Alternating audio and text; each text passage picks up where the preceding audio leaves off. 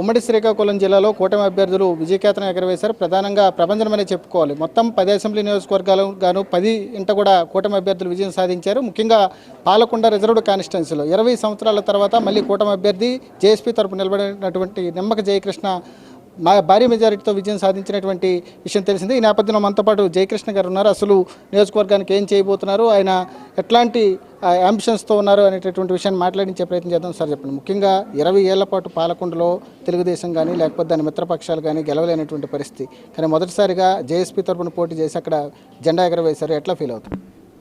చాలా సంతోషంగా ఉందండి. ప్రజలు చాలా మంచి తీర్పు ఇచ్చారు.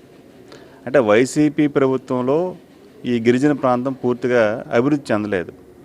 అందువలనే ఈ పాలకొండ నియోజకవర్గ ప్రజలందరూ కూడా కూటమికి ఈరోజు పట్టం కట్టారండి.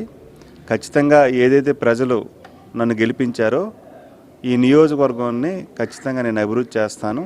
అభివృద్ధి చేసి ఈ ప్రజలు మన్ననలు అయితే పొందుతానండి. అంటే పవన్ కళ్యాణ్ గారు చాలా కాన్ఫిడెన్స్తో, అంటే జయకృష్ణకి టికెట్ ఇస్తే ఇక్కడ గెలుపు గ్యారెంటీ అనేటువంటి ఒక ఉద్దేశంతో మీకు టికెట్ ఇచ్చారు. ఆయన నమ్మకాన్ని ఏ రకంగా మీరు నిలబెట్టుకుంటారు? గత 20 ఏళ్లలో మరి 20 ఏళ్లలో మరి పార్టీని కూడా మరి అన్ని అంటే ఈ నియోజకవర్గంలో పూర్తి స్థాయిలో అన్ని విధాలుగా ప్రజలకు అందుబాటులో ఉండటం జరిగిందండి.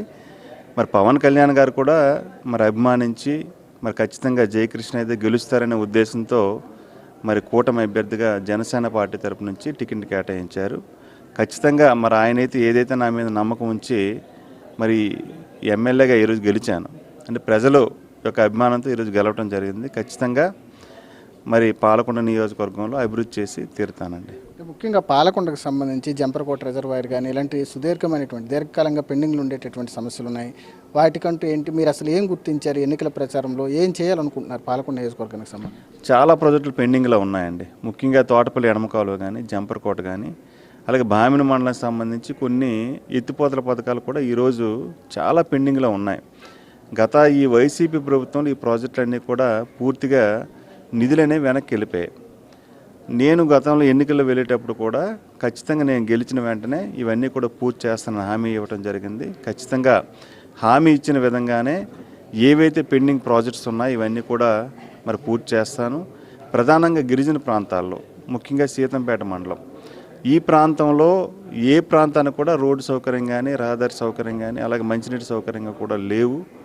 మరి మనం ఈ 5 ఏళ్ల కాలాన్ని ఖచ్చితంగా సద్వినియోగం చేసుకొని ఎక్కడైతే సమస్యలు ఎక్కువగా ఉన్నాయో సమస్యలన్నింటినీ కూడా పరిష్కారం చేస్తానని తెలియజేస్తున్నాను. Thank you sir. ఇది మొత్తానికైతే ఏదైతే వెనుకబడినటువంటి పాలకొండ ఎస్టీ రిజర్వ్డ్ కాన్స్టిట్యున్సీ ఉందో ఈ కాన్స్టిట్యున్సీ ప్రజలు తనను నమ్మి ఓటేశారు కాబట్టి వారి యొక్క ఆకాంక్షలకు అనుగుణంగా పనిచేస్తాననేటటువంటి భావనను జయకృష్ణ వ్యక్తం చేస్తున్నారు. దాంతోపాటుగా తనకు సీట్ ఇచ్చి ఒక భరోసాను కల్పించినటువంటి కూటమి నేతలు అటు పవన్ కళ్యాణ్ కానీ చంద్రబాబు కానీ మిగిలినటువంటి నేతలందరికీ కూడా ఆయన ధన్యవాదాలు తెలుపుతున్నారు. మొత్తానికైతే అభివృద్ధి అంటే ఏంటో చేసి చూపిస్తాను, పాలకొండ నియోజకవర్గాన్ని అభివృద్ధి పటంలో ముందుంచుతాను అనేటటువంటిది ఏమైతే జయకృష్ణ వ్యక్తం చేస్తున్నారు. కెమెరా పర్సన్ రమేష్తో రమేష్, ఏబిఎన్ ఆంధ్రజ్యోతి, ఉమ్మడి శ్రీకాకుళం జిల్లా నుంచి.